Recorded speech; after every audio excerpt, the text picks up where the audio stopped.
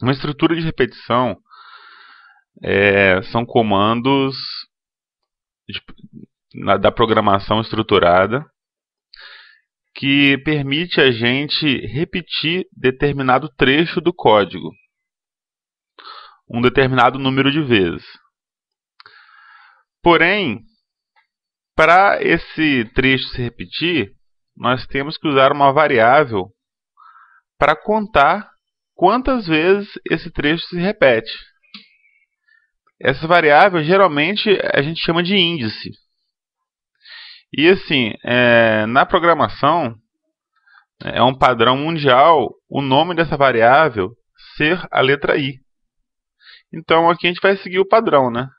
Então eu vou declarar aqui, olha, int I, onde I vai ser o meu índice que vai contar as vezes que a estrutura de repetição vai se repetir. Ela é uma variável que serve para gerenciar a estrutura de repetição, vamos dizer assim. E já fazendo a minha estrutura de repetição aqui, no caso for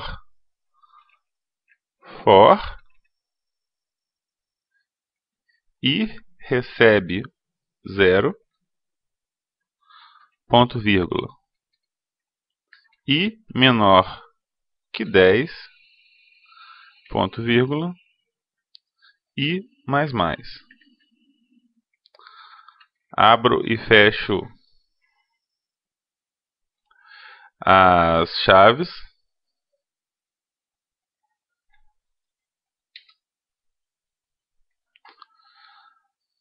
E assim como o else, o if, né, que tem abre e fecha chaves, o for também tem a estrutura de chaves. E como é que acontece? Tudo que está entre as chaves do for é o que a gente fala que está dentro do for. E esse trecho de código aqui, que está dentro do for, que vai se repetir determinado número de vezes. Mas vamos olhar agora aqui, olha, as condições do for. Quais são os parâmetros? Quais são as condições para o for funcionar? O for ele tem 3 parâmetros. Cada parâmetro é separado pelos pontos e vírgulas. Então aqui ó, nós temos o primeiro parâmetro, segundo parâmetro e terceiro parâmetro. O que significa cada um desses parâmetros? O primeiro parâmetro é a condição de entrada da variável índice. Então assim, quando o for começa, quando o for é executado pela primeira vez, eu falo que a variável I recebe 0. Então, o primeiro parâmetro só ocorre quando o for é executado pela primeira vez. Então, o trecho de código estava percorrendo normalmente aqui. Quando entra no for, esse parâmetro acontece e recebe 0.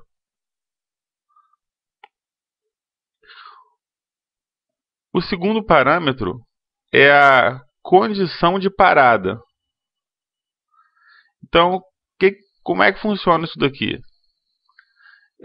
Enquanto essa condição for verdade, o trecho de código que estiver dentro do for vai se repetir. Se essa condição aqui deixar de ser uma verdade, o for para de se repetir e segue o código aqui normalmente. E o último parâmetro é o incremento ou decremento.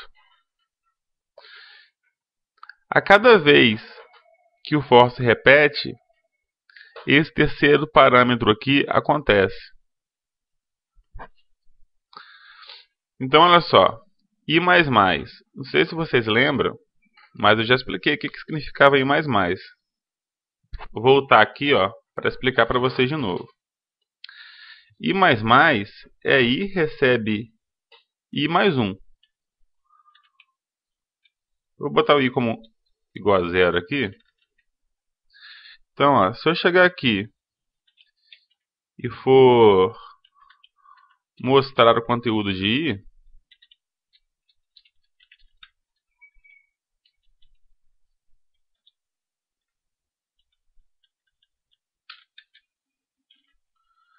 vai ser 0, né? Eu botei 0 aqui, vai mostrar 0 aqui. 0. Se eu falo que I recebe I mais 1,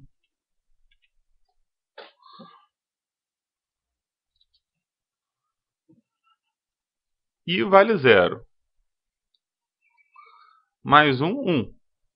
Então, I recebe I mais 1, daria 1.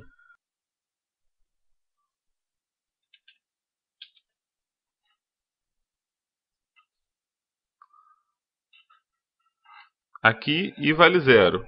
0 mais 1 é 1. Agora, aqui no outro, o I já vale 1.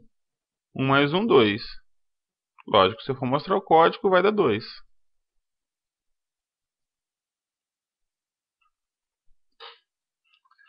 O I++ é a mesma coisa. O I++ seria, vamos dizer que seria a abreviação disso.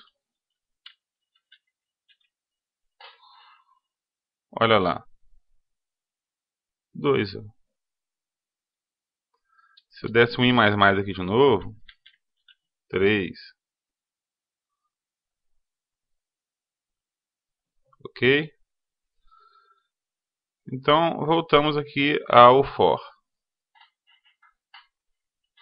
Então, essa terceira condição aqui, essa condição aqui é o que acontece a cada vez que o for se repete, a cada rodada do for.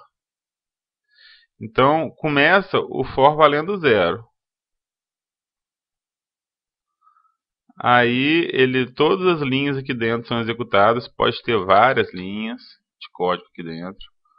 Infinitas linhas pode ter. Todas as linhas aqui são executadas. Quando ele vai se repetir de novo, o I aqui sofre esse incremento. Então, na segunda rodada, o I passa a valer 1. Aí, tudo se repete. Na terceira rodada, o I passa a valer 2. 3, 4, até essa condição aqui não ser mais satisfeita. Aí, vamos supor, na 90ª rodada, né, na 10ª rodada, na verdade, porque na 10ª rodada o I vai estar valendo 9. Na 10ª rodada, o I vale 9, aí quando chegar aqui para sair do for, o I passa a valer 10. Aí ele faz esse teste.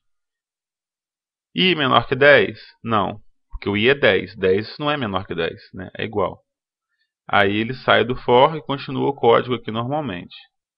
Então vamos botar isso aqui, só para testar. Então, o I começa valendo 0. A cada rodada do for, ele vai imprimir na tela, né, um message box com um valor de I. Então ele vai ter que imprimir um message box na tela, mostrar um message box na tela de 0 a 9. Vamos testar aqui, Eu vou botar 5 só, para não ficar muito maçante. 0, 1, 2, 3, 4, 4, porque vai de 0 a 4, são as 5 vezes que ele percorre no for. É muito importante vocês entenderem que ele começa do 0 e termina antes do número que você colocar aqui. Você pode botar menor ou igual também aqui, né? Aí sim, aí vai até a 5ª posição. Até até a sexta posição, na verdade, né? Até a sexta repetição. Mas aqui, no caso, a intenção foi que ele fizesse 5 loopings. Desse jeito que ele estava fazendo 6. Então aqui ele está fazendo 5.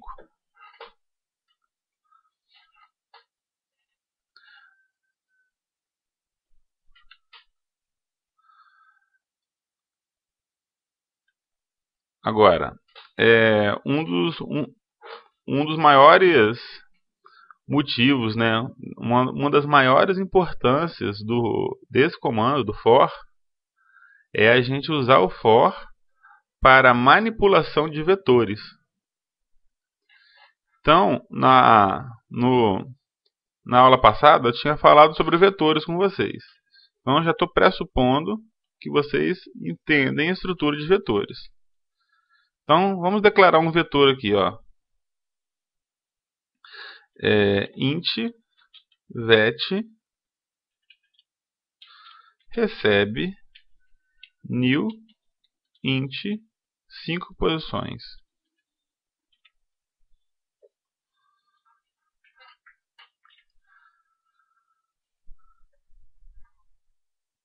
Agora, eu posso usar o for, ao invés, vamos supor, se eu quisesse que o usuário informassem as 5 posições. Ao invés de eu chegar aqui, dar um in-out, pedindo para ler int, informe o valor no vetor.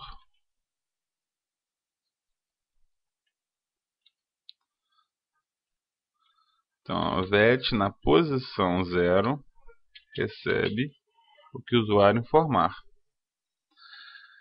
Então, ao invés de eu pegar isso aqui, fazer 5 vezes para cada uma das posições, no caso de 0, 1, 2, 3, 4. Imagina se o vetor fosse de 300 posições. Ao invés de a gente fazer dessa forma, que é uma forma arcaica, e ninguém faz isso, nós podemos pegar isso daqui, colocar dentro do for,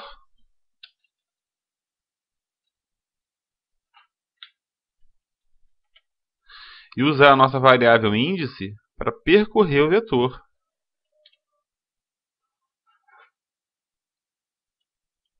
Vamos testar? Ó, informa o valor no vetor. Vou botar 10. 20, 30, 40, 50. Pronto.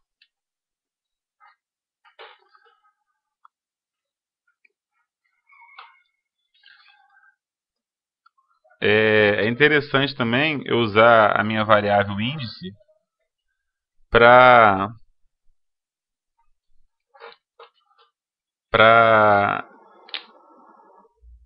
eu colocar aqui uma forma de direcionar a informação para o usuário. Porque olha só, toda vez que o usuário informa um valor, informa o valor no vetor. Então vamos supor que seja um vetor lá de 30 posições. Quando chegar lá para a 20ª, ele nem sabe qual posição mais ele está inserindo o valor.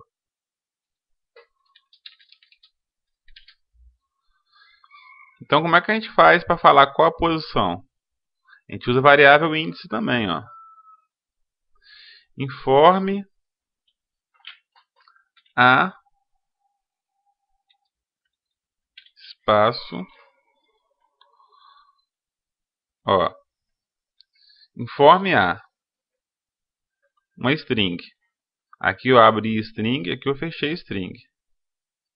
Agora que eu estou fora da string, ó, vou concatenar uma variável aqui, ó, informe a, vou usar o índice, informe a, aí eu fecho a concatenação, Vou botar outra variável aqui, ó, o sinal de grandeza, posição. Então, o que eu quero dizer com isso? Informe a, no caso vai ser 1, primeira posição. Eu vou mandar executar, mas vai dar um errinho aqui, ó. Eu botei de propósito para mostrar para vocês qual é o erro. Ó, informe a 0 posição. Por que isso? Porque começa do 0. A gente que é programador sabe que começa do 0 e vai até o 4, mas para o usuário não. Para ele é a primeira posição, a segunda posição. Então, como é que eu resolvo isso aqui só para o visual do usuário, né?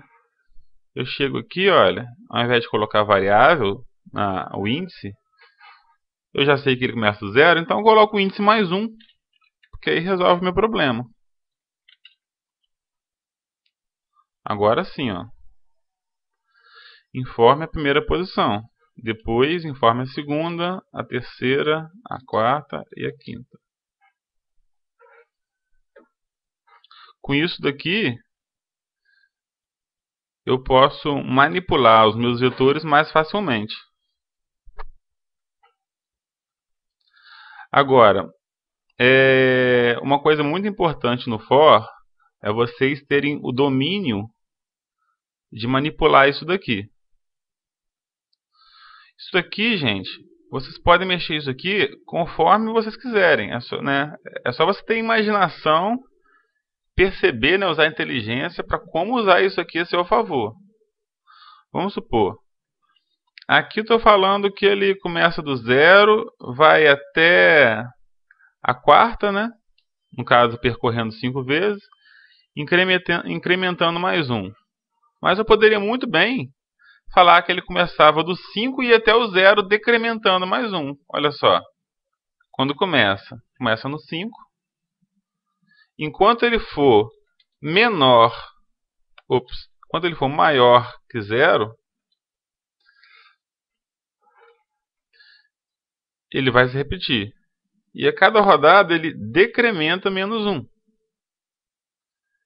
Então, vai começar ele preenchendo da quinta posição. Da quinta não. No caso, o vetor são 5 posições, tem que começar da quarta. E tem que ser menor ou igual a 0, porque a posição 0 existe. Então aqui, ó, vai aparecer para o usuário: informe a quinta posição, depois a quarta, a terceira, a segunda e a primeira. Ele vai preencher o vetor de trás para frente. Olha lá, ó. Informe a quinta, a quarta, a terceira, a segunda, a primeira, acabou. Aí vamos supor também, que eu faça um vetor aqui de 10 posições.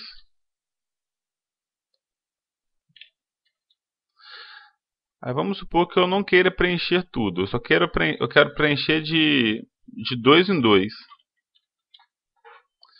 Ao invés de eu colocar aqui, olha, i++, por exemplo, que ele vai subindo de 1 em 1, eu posso colocar assim, ó. Aqui ele vai incrementando de 2 em 2, de 3 em 3. Lembrando que i mais igual a 3 é uma abreviação de i recebe i mais 3. Então vamos botar aqui o i mais igual a 3. O que acontece? Ele vai incrementando de 3 em 3. Então ele... aqui é 0, desculpa. Então aqui ele vai fazer a posição 0. Aí vai somar mais 3. Aí depois vai a posição 4. E assim sucessivamente. Posição 4 não, posição 2. E assim sucessivamente. Ó. Tá. Posição 1 porque tá mais 1 aqui, né? Mas a gente sabe que é a posição 0. Posição 4. Posição 7. Posição 10. Acabou. você colocar 2, ele vai pulando de 2 em 2, dentro do for. Posição 1, 3, 5, 7, 9, acabou. Então, vocês têm a liberdade de mexer dentro desse for aqui do jeito que vocês acharem conveniente. Então, aprendam a mexer nisso daqui, aprendam a manipular isso daqui bem, que isso aqui vai ser muito importante para vocês durante o curso todo. Vocês vão ficar até o último período mexendo com for. Então, é a hora de vocês se dedicarem a aprender bem, é agora, essa parte. Ok? Então, acabou essa lição de for aqui. Espero que vocês tenham entendido.